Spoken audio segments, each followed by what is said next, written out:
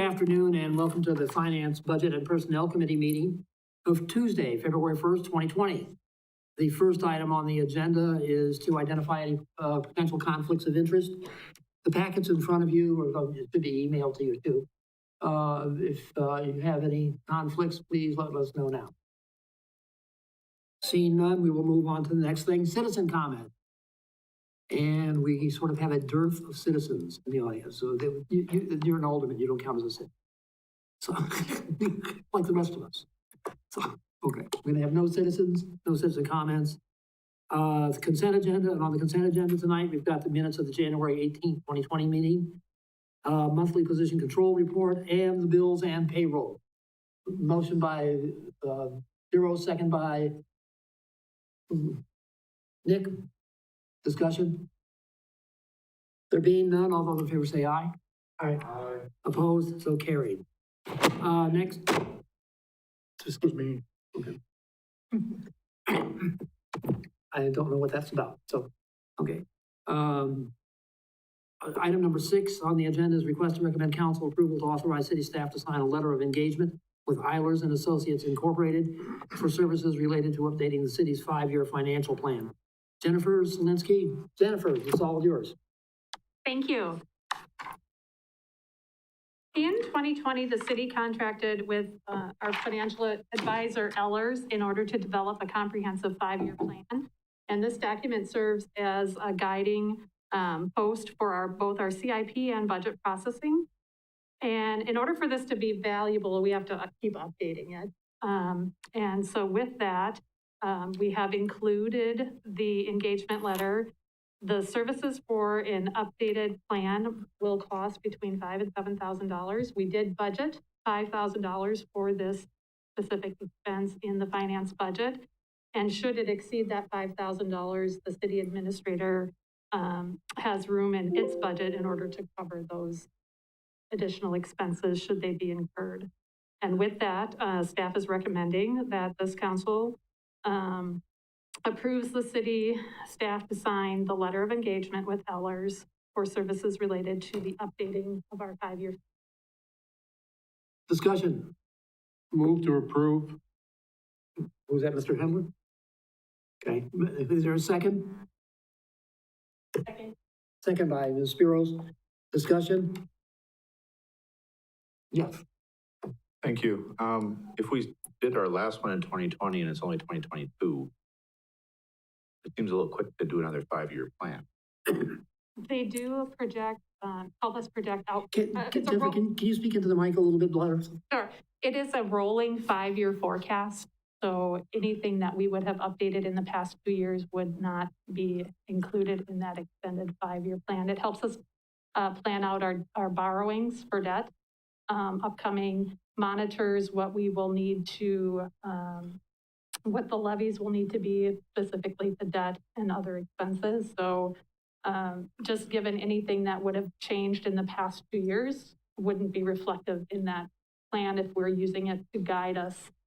So a 5-year plan is not, strictly speaking, a plan that we're going to follow for 5 years. It's a 5-year forecast. Yes. And every couple of years, we want to update that 5-year forecast to kind of make plans in the short term with an eye on a 5-year target.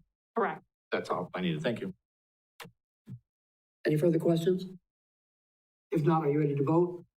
If so, all those in favor, please say aye. Aye. Opposed? So carried. Item number 7. Request to recommend council appointment of Jennifer Zielecki to the position of finance director and authorization to begin the process of refilling the vacant accounting manager position. And Jen, you've got this one. Thank you. Because it would be sort of strange for her to do it alone, right? Okay, go ahead. Yep. So as you know, Ron Allman had resigned from his position back in November of 2021. Following that, we did a job posting for the finance director, conducted interviews, and Jennifer was one of the candidates in that interview process. The team, which consisted of both council members and department and division heads, unanimously selected Jennifer as our top candidate. Jennifer's background and history is included in your packet. The position has been offered to Jennifer contingent upon the approval of the common council. Jennifer has agreed to accept it. And as a result, we're also bringing forward the request to refill the accounting manager position. In your packet, you're going to have a copy of the current accounting manager position. That position performs the accounting and financial services for the city under the general direction of the finance director. Duties include daily supervision of all finance department functions and staff, and also performs a variety of duties of the finance director in her absence. So with that, the accounting manager is key to the effective operation of the department. If you do have any questions on the job description, Jennifer can certainly answer those. Otherwise, staff is recommending 2 steps in this case. The first is approval to recommend the appointment of Jennifer Zielecki to the position of finance director effective February 9th, which is following the next council meeting. And then 2, authorization to begin the process of refilling the vacant accounting manager position. Do we need to take this in 2 separate? Would the committee have any objections about doing them together? Okay, in that case, I'll entertain a motion to confirm Jennifer Zielecki as finance director, and also to begin the search for the accounting manager. Do I have a motion? Okay, Rebecca and Nick, discussion? Yes, sir.